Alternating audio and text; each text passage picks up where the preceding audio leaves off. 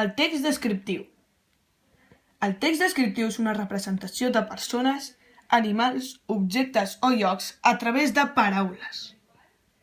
Ens explica com és el que ens envolta. Hi ha dos tipus de text descriptiu.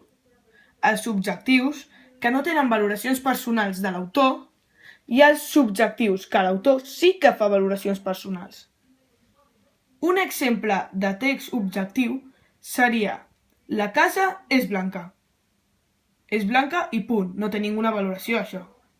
En canvi, un exemple subjectiu seria: la casa és blanca, és molt bonica, perquè tu opines que és molt bonica. Exemples de text descriptiu.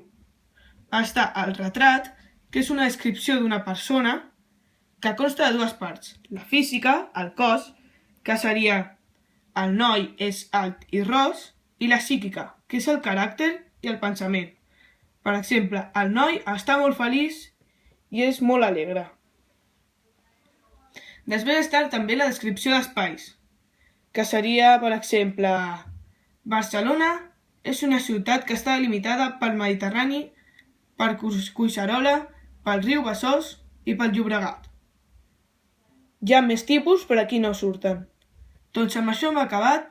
Espero que us hagi agradat i gràcies per la vostra atenció. Adeu!